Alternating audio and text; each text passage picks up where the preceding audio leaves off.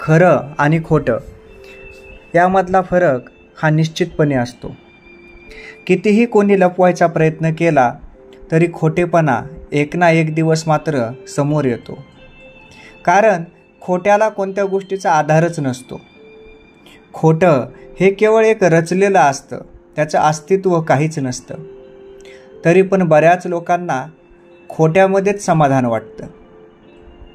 परंतु खोट्याचं समाधान हे जास्त काळ टिकत नसतं. त्यामुळे प्रत्येकानं खरेपणाची वाट धरावी, खोटेपणाचा सहारा घेऊ नये. संत तुकाराम महाराजांनी देखील त्यांच्या अभंगामधून आपल्याला दृष्टांत देऊन सांगितलेलं आहे की कशा प्रकारे खरं आणि खोटं हे वेगवेगळं ठरतं. कुणी कितीही लपवण्याचा प्रयत्न केला तरी देखील खोटं हे लपवल्या जात नाही. संत तुकाराम महाराज सांगतात, सोने दावी वरी तांबे तया पोटी, खरी याचे साठी विकू पाही.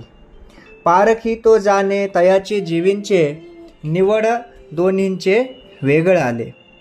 क्षीरा निरा कैसे होय एकपण, स्वादी तोची भिन्न भिन्न काढी. तुका म्हणे होता आपणाची खोटा, अपमान मोठा पावईल.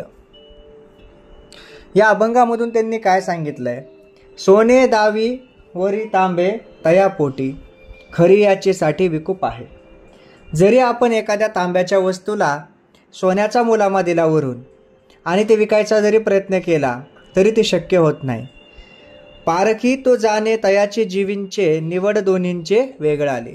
म्हणजेच काय तर त्याच्यातला जो पारख करणारा असतो, जो सोनार असतो, तो बरोबर सोनं आणि पितळ तांब हे वेगळं करतो आणि ते दोघींचा फरक तो जाणतो, दोन्ही कसे वेगळे आहेत.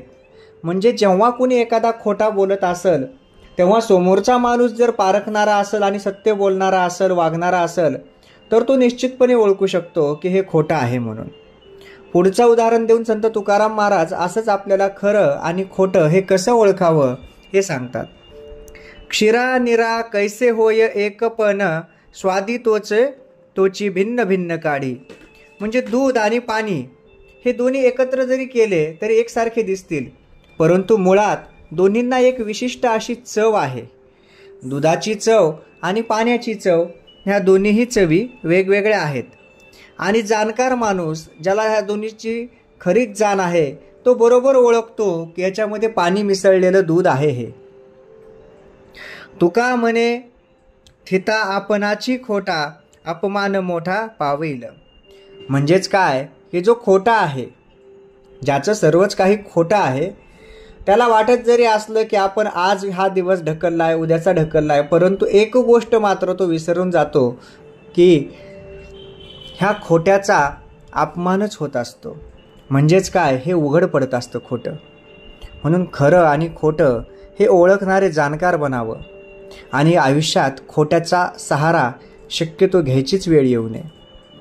कारण खऱ्याचा जो मार्ग असतो तो नेहमीच चांगला असतो आणि आपल्याला प्रेरणा, प्रोत्साहन देणारा असतो.